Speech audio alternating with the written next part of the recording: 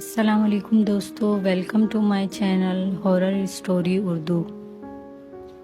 دوستو، یہ ایک سچا واقعہ ہے۔ یہ پاکستان آزاد ہونے سے پہلے کا واقعہ ہے، جب پاکستان اور ہندوستان ایک تھا۔ ہم اکثر رات کھانا کھانے کے بعد جب چائے پیتے تو ہمارے بڑے ہمیں پرانے وقتوں کے قصے سناتے۔ یہ قصہ ہمارے دادا نے ہمارے ابو کو سنایا اور ابو نے ہمیں سنایا۔ یہ واقعہ ہمارے دادا کے ساتھ پیش آیا تھا۔ آئیے یہ کہانی ان کی زبانی سنتے ہیں۔ میرا نام عبد الرحمن ہے۔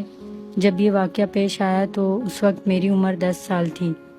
یہ ایک چھوٹا سا گاؤں تھا، اس میں ہندو اور مسلمان بھائی سب اتفاق سے رہتے تھے۔ اس گاؤں سے کچھ فاصلے کی دوری پر ایک شمشان گھاٹ تھا۔ یہاں جب کوئی ہندو مرتا تو اسے شمشان گھاٹ لے جایا جاتا۔ میں اور میرے دوست، جن میں گاؤں کی بچیاں بھی شامل تھیں، ہم تقریباً 10 بچے تھے۔ ایک دن ہم بچوں نے سوچا کہ ہم ان کا پیچھا کرتے ہیں، دیکھتے ہیں کہ لاش کو کہاں لے جاتے ہیں۔ ہم سب بچوں کا تعلق مسلمان گھرانوں سے تھا، جن میں 4 بچیاں بھی شامل تھیں۔ کچھ دوری کی مسافت طے کرنے کے بعد شمشان گھاٹ آ گیا۔ لوگ اپنے پیارے کی موت پر غمزدہ تھے، کسی کا ہم بچوں پر دھیان نہ تھا۔ ہم نے دیکھا کہ لاش کے اوپر لکڑیاں رکھ کر اسے جلایا جا رہا ہے۔ جب لاش آگ کی لپیٹ میں آئی تو وہ اکڑ گئی، تو ایک آدمی اس لاش پر ڈنڈے برساتا اور اس کو سیدھا کرنے کی کوشش کرتا۔ ہم سارے بچے یہ دیکھ کر خوفزدہ ہو گئے، کیونکہ ہم پہلی بار یہ منظر دیکھ رہے تھے۔ ہم نے دیکھا کہ وہاں کچھ لوگ اپنے پیاروں کی راکھ کو ایک چھوٹی سی مٹکی میں بھر رہے ہیں اور کچھ لوگ مٹھائیوں کے بھرے ہوئے تھال رکھ کر جا رہے ہیں۔ ہم جہاں لاش کو جلتے ہوئے دیکھ کر ڈر گئے تھے، وہیں مٹھائیوں کو دیکھ کر ہمارا دل للچایا۔ آخر ہم تھے تو بچے ہی، لیکن اس وقت ہم گھر بھاگ جانا چاہتے تھے، کیونکہ اس وقت ہم سب بچے ڈر اور خوف سے سہمے ہوئے تھے، اور ہم نے گھر کی طرف دوڑ لگا لی اور پھر کبھی وہاں کا رخ کرنے سے توبہ کی۔ 3-4 دن ایسے ہی گزر گئے۔ ایک دن ہم سب بچے کھیل رہے تھے کہ ایک بچے نے کہا، کیوں نہ ہم شمشان گھاٹ چلتے ہیں، وہاں سے کچھ مٹھائی لاتے ہیں۔ مٹھائی کا نام سن کر ہم سب بچے راضی ہو گئے اور ہم نے شمشان گھاٹ کا رخ کیا۔ جب ہم وہاں پہنچے تو وہاں مردوں کو جلایا جا رہا تھا۔ ہم واپس گھر لوٹ آئے۔ آتے ہوئے ہم نے پلان بنایا کہ ہم شام میں دیر سے آئیں گے، جب یہاں کوئی نہ ہوگا تو ہم وہاں سے مٹھائی آسانی سے اٹھا لیں گے۔ اگلے روز ہم مغرب کے بعد گھر سے نکلے، جب لوگ اپنے گھروں میں آرام کرتے تھے۔ ہم سب بچے گھر والوں سے چھپ کر شمشان گھاٹ کی طرف نکلے۔ ہم سب شمشان گھاٹ پہنچ کر بہت خوش ہوئے، کیونکہ وہاں کوئی بھی نہیں تھا۔ شمشان گھاٹ خالی اور ویران پڑا تھا۔ کچھ فاصلے پر دھواں اٹھ رہا تھا اور گوشت جلنے کی بدبو پھیلی ہوئی تھی۔ جب ہماری نظر مٹھائیوں پر پڑی تو ہم سب دوڑتے ہوئے مٹھائیوں کی طرف لپکے۔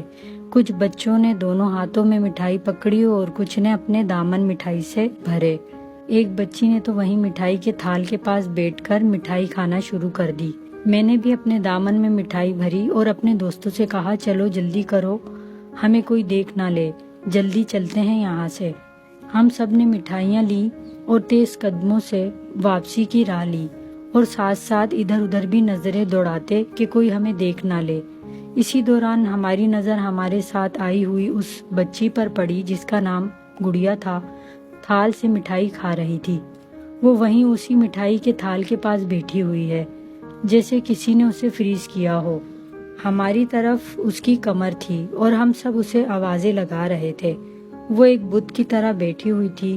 ہم میں سے کسی نے بھی ابھی تک مٹھائی کو نہیں کھایا تھا، صرف اسی بچی نے مٹھائی کھائی تھی۔ ہم واپس اس بچی کی طرف گئے۔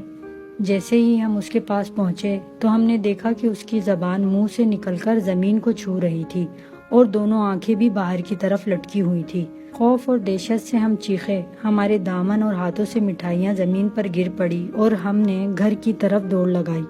ہم سب خوف اور ڈر سے دوڑتے ہوئے چیخ رہے تھے اور ساتھ رو بھی رہے تھے، کیونکہ جب ہم اس بچی کے پاس پہنچے تو اس بت بنی بچی میں حرکت ہوئی اور وہ ہمارے پیچھے بھاگنے لگی، اور پیچھے بھاگتے بھاگتے اس بچی کے قد میں اضافہ ہو رہا تھا۔ وہ بڑی سے بڑی ہوتی جا رہی تھی۔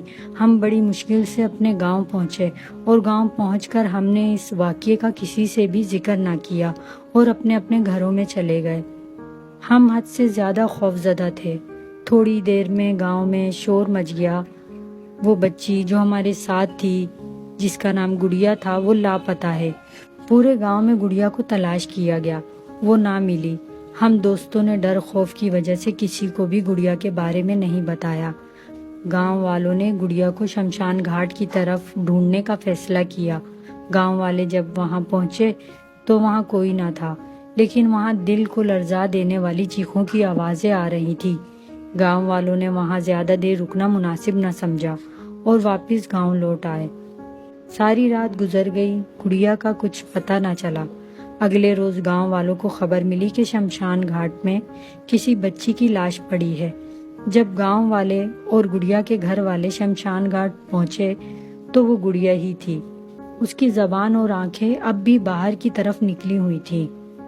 دوستو، آج تک گاؤں والوں کو یہ پتہ نہ چل سکا کہ گڑیا شمشان گھاٹ کیسے پہنچی۔